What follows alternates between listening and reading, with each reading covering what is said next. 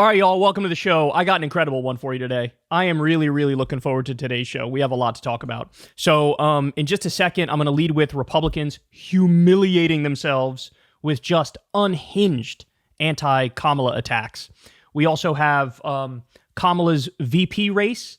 I'm going to give you who's on the short list. I'm going to give you my prediction. That's also really interesting. Then I'll get to the first round of polls that dropped, Kamala versus Trump. This is post-Biden dropping out. Some really, really interesting results coming out of that. And then later on, what is Kamala going to do with Biden's current White House staffers? Some of them it looks like she's going to keep, but others it looks like she's going to axe for sure. Who are the ones she's axing? Why is that? Oh, you're going to love that story. And then, of course, later on, J.D. Vance bombs miserably, as I'm sure you've all seen by now. Elon Musk says some vile things about his own kid. And Alex Jones and Roseanne Barr go full crackpot, full conspiracy theorist. They're immediately debunked. And then, of course, they don't come out and correct themselves and say, hey, look, I was wrong. Never happens. Never with these losers. All right, so without any further ado, let's go ahead and jump into it. And everybody do me a big favor. Please subscribe to the channel. That helps out big time. It costs you absolutely nothing. We're trying to get to that 10 million number so we can get that next sexy plaque. And thank you to everybody who supports the show on Patreon. Please consider if you're not. Remember, I never talk to any advertisers, so you guys help fund this show from the ground up. And again, I deeply, deeply appreciate it. That link's below, by the way. All right, let's go ahead and dive into it. So let's start with this. Republicans have been losing their minds. They've been coping, they've been seething, they've been embarrassing and humiliating themselves because, honestly, they haven't settled on a good line of attack for Kamala, which is kind of amazing because, honestly, Biden's the worst in terms of likely to win on the Democratic side. Right behind Biden is Kamala, and they're still flailing. They still don't know what to do. In theory, this is their second best chance to win. I think almost any other Democrat has a better chance, certainly than Biden, and probably better chance than Kamala. But they don't know what to do. It's amazing watching them just flail around. Okay, so let's start with this one here. Guys, this is what the right wing is cooking in their lab, bro. This is what the right wing is cooking in their lab. For those of you just listening audio podcast style, it's basically the outline of a woman blowing somebody, and that's supposed to be the H in Harris 2024. Now, what they're trying to allude to is that at the beginning of Kamala's career, she had an affair with this guy, Willie Brown, an elected official, and they say she used that to climb the ladder, and so it's totally illegitimate that she ever got any position of power at all. And look, did she have an affair with Willie Brown? Sure. Is that really relevant in the year of our Lord 2024 after she's already been the Attorney General of California, a U.S. Senator, and Vice President of the United States for 4 years? I don't think this attack is going to land. Look, the problem with everything that you're about to see with all these attacks is that they're just normie repellent. This is not going to make normies go, oh yes, I will vote for the sane and rational Republicans who are cooking up pictures like this in the lab. Okay. Here we go. We're just getting started. So this guy, Dom Lucre, I don't know how many of you guys are familiar with him. He's a big right-wing account. He says, for all the black women that say you're voting for Kamala Harris because she reflects you, here is her husband. And as you can see, Kamala's husband is white. And he thinks this is a gotcha. He thinks black women all across the country are going to look at this and say, oh no, she married a white guy. Now I can never vote for her. Why would you think that? Again, they're so in their bubble. Like, the implication here is race mixing is bad. Interracial marriage is bad. It's 2024. The overwhelming majority of people are going to be like, what's the problem? I don't see a problem here. Again, this is the best you guys got? She has a white husband, therefore she's disqualified? This is the best you've got. Oh my God. Like, okay, think about it like this. Trump married Melania. Melania's an immigrant. Trump is anti-immigrant. But did that stop Republicans from voting for Trump? No. Why would it stop Democrats from voting for Kamala? Because she has a white hood. Like, who cares? Oh my God. All right, let's keep going. So Laura Loomer, one of the most deranged, demented, and unhinged far-right weirdos online, she comes out and says the following. I love this. I love how she thinks she's She's spitting here. Like she's dropping truth bombs on everybody. It's time for Republicans to start talking about Kamala Harris's sexual history and the reason why she likely doesn't have any children of her own. I'm willing to bet she's had so many abortions that she damaged her uterus. Okay, can we just acknowledge that she totally made that up? She totally made that up. There is zero evidence for that. She's just like wish casting a bunch of abortions onto Kamala Harris. What are you doing? What kind of a fucking freak are you? She continues, a woman who has no biological children of her own should not be allowed to make decisions in the White House for your children. Republicans need to run with this messaging and ask why a woman with no kids of her own and just a scarred up uterus is so obsessed with wanting to kill your babies. Kamala has zero investment in the future, but she wants to determine our future. I have to admit, I love this idea that single people can't have good ideas. And married people with biological kids of their own, they're guaranteed to have good ideas. That's the implication here. Hey, jackass, Laura Loomer, I could find hundreds of thousands of single people who agree more with Republican politics, and I could find hundreds of thousands or millions of married people who agree more with my politics, with left politics. Why would you think that this is a good point? Obviously, whether you're married or single or have biological kids or you're a stepmom or a stepdad, why would any of that matter in terms of what your political beliefs are? I can't believe they think this is a gotcha. It is truly staggering. Truly. I don't even know what to do with these people. But by the way, I agree. Republicans lean into this. This will turn off every single normal person in the country. This will turn off every independent, every moderate, every apolitical person. You guys are way too deep in your own bubble. Way too deep in your own bubble. Even just referring to the idea of being pro-choice as she wants to kill your babies. Okay, you're fighting on your weakest ground. Your weakest ground is your guys' take on abortion. Don't believe me? Look at the last couple election cycles since Roe v. Wade was overturned. Look at all the special elections. Democrats are way overperforming. Why? Because you guys are viewed as extremists. Because you don't buy the 2020 election, right? You're still election denialists, and you're anti-Roe v. Wade. And people have seen the fruits of that. They've seen people who've been raped or minors who need an abortion, and they can't get an abortion. They have to travel somewhere else. They see the laws popping up where in some states they're saying, you're not allowed to travel to another state to get an abortion if you live in our red state. God, she's so stupid. I love it. Yes, Republicans, take her advice. And by the way, thank you, Elon Musk, because Elon Musk bought Twitter. Now all this right-wing garbage is front and center in front of everybody's face.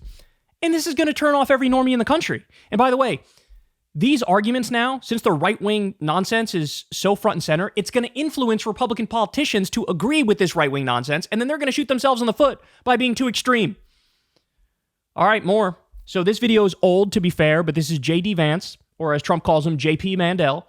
And he's going to give you his thoughts on people like Kamala Harris, single women. Watch this. We're effectively run in this country via the Democrats, via our corporate oligarchs, by a bunch of childless cat ladies who are miserable at their own lives and the choices that they've made, and so they want to make the rest of the country miserable too. And it's just a basic fact. You look at Kamala Harris, Pete Buttigieg, AOC, the entire future of the Democrats is controlled by people without children. And how does it make any sense that we've turned our country over to people who don't really have a direct stake in it? Unbelievable.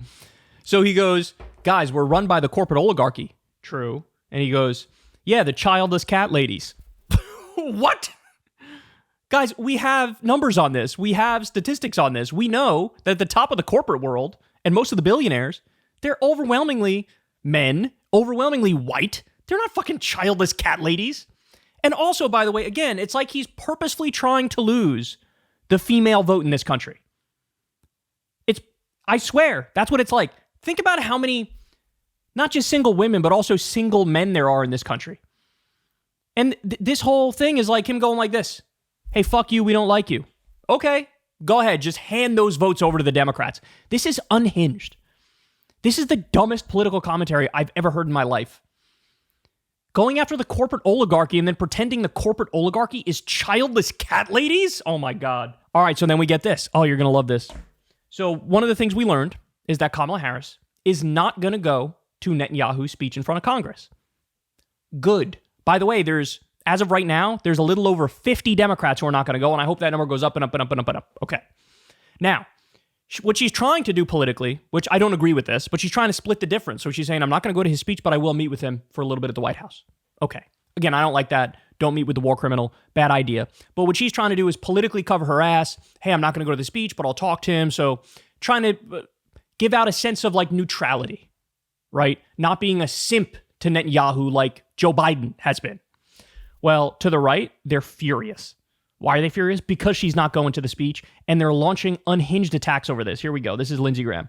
This is an astounding bad decision not to appear behind Bibi as Vice President of the United States. This is a signal to Hamas, Hezbollah, and Iran that we literally do not have Bibi's back. This is really her first major foreign policy decision, and she's gotten an F. No, she does not get an F.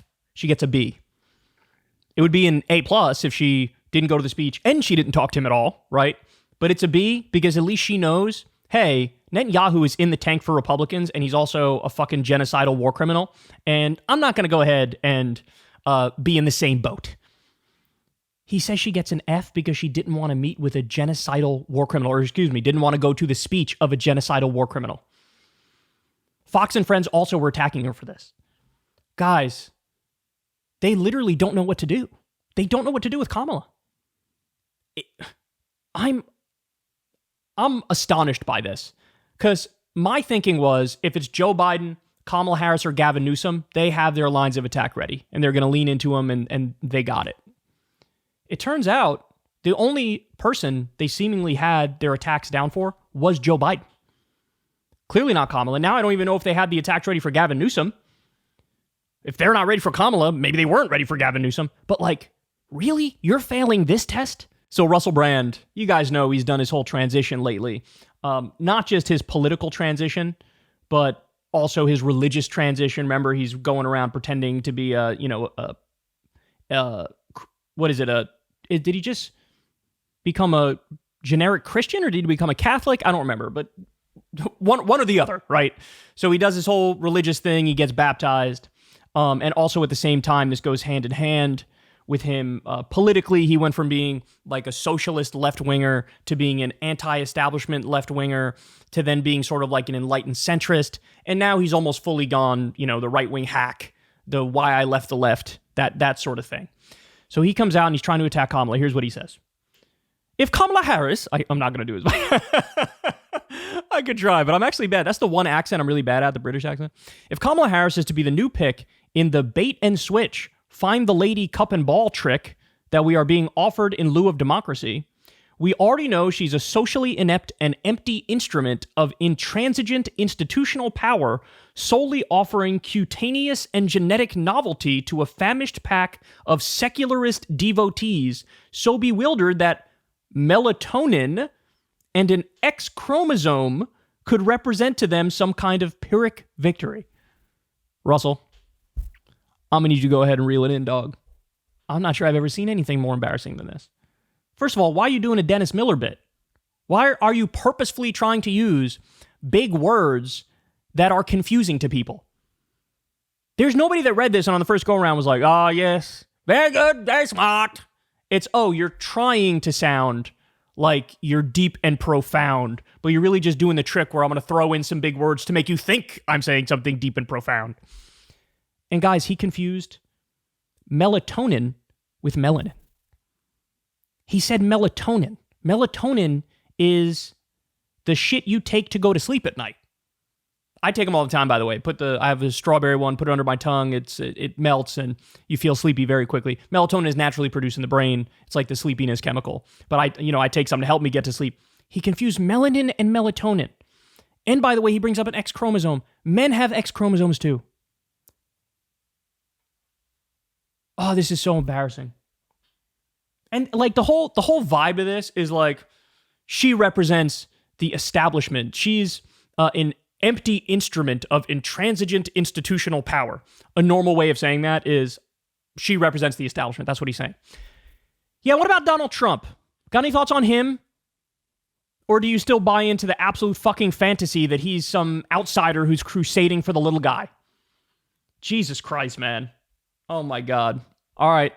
Then let's get to this one, Right Wing Watch. This Christian nationalist guy, Lance Wallnow. Let's see what he has to say. She represents something which I believe is probably the amalgam of the spirit of Jezebel, and in a way that'll be even more ominous than Hillary, because she'll bring a racial component, and she's younger. And so this is going to be a real thing to rise above that. So in the spirit, as a Christian, I'm describing to you warfare on two levels, right? She represents Jezebel. He basically is admitting, look, she's black and she's a woman. So we got a problem here. God. Ken Kulinski made a great point. He's like, one huge advantage Kamala has is just her very existence baits the right into saying absurd things and overreaching colossally. And that helps her, right? It helps her. Look, it's very similar to what we saw with Obama.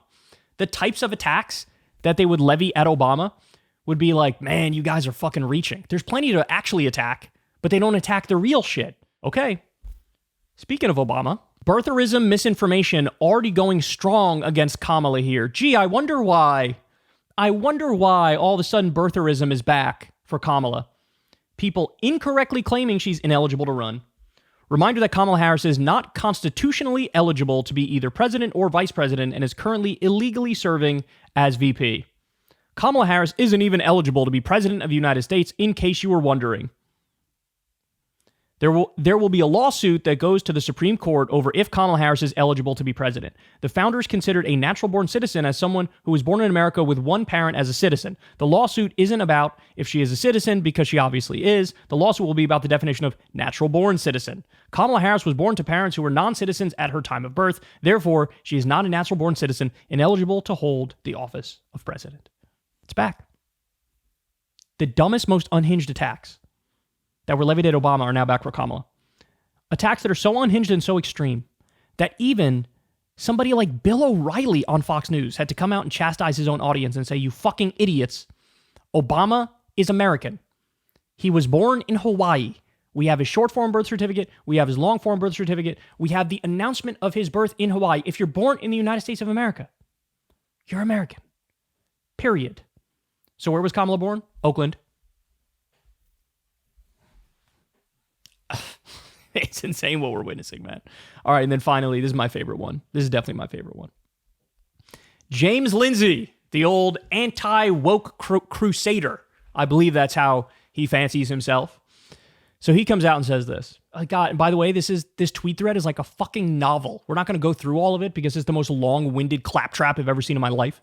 But he comes out and says, let's talk about Kamala Harris saying, to see what can be unburdened by what has been.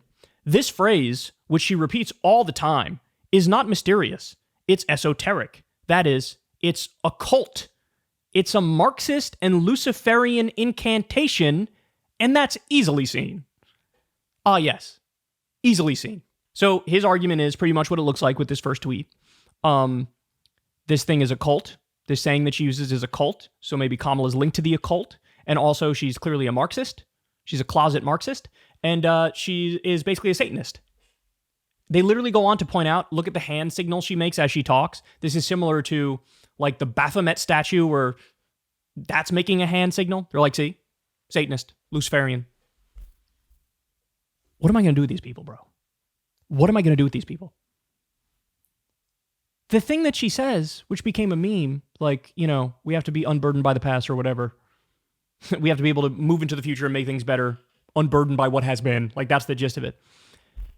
He's trying to argue that you could only say something like that and believe something like that if you're a communist and if you're a Satanist. What? And he goes on to point out some negative historical figures that believe that. But, you know, what's left out? Oh, I don't know.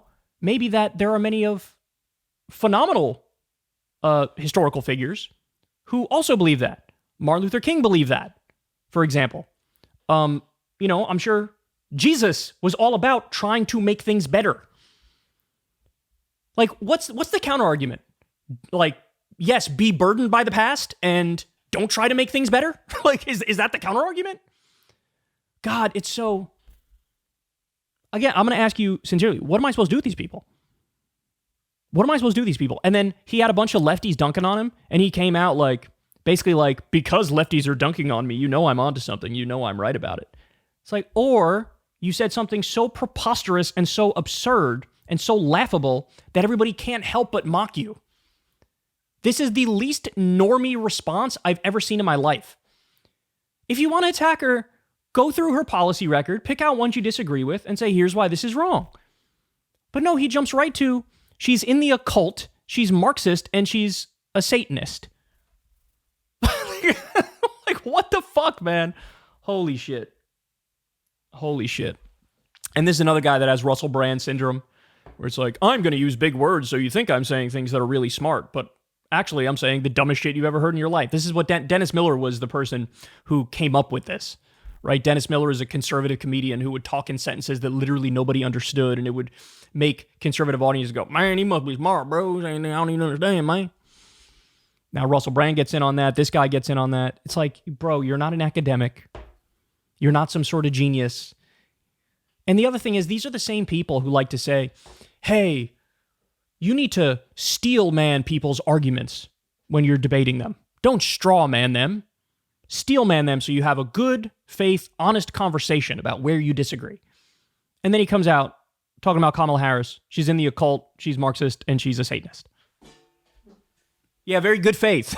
very, very good faith reading with her banal, like the real attack of her using this phrase is like, hey, show me how you're going to make things better and we're going to be unburdened by the past, right? Show me. Show me in your policies how you're going to make the country better. Instead, really, oftentimes she just uses it as a platitude, and it's like, do you really walk the walk or do you just talk the talk? And oftentimes with her, it's just talking the talk. That's the real, attack over this phrase that she uses. It makes her sound like she's more in favor of aggressive progress than she is. But no, he can't help himself. But trying to make things better, trying to be unburdened by the past, that's actually Satanist. Because, Jesus was all about the status quo. Keep everything as it is. Be burdened by the past. Oh, my God. All right. I'm sure I'm missing a whole bunch of other unhinged things, but I'm just giving you a little taste. It's going to get worse, guys. It's going to get worse. I mean, we're just getting warmed up. So, I mean, they're trying to shoot themselves in the foot. And the race, basically overnight since Kamala became the one, tightened up massively. And if they continue down this path, she might have a decent lead relatively soon. Hey, y'all, do me a favor and like and subscribe. It helps out big time in the algorithm. Click the bell as well for notifications when videos drop, and watch that video on screen right now. You know you want to.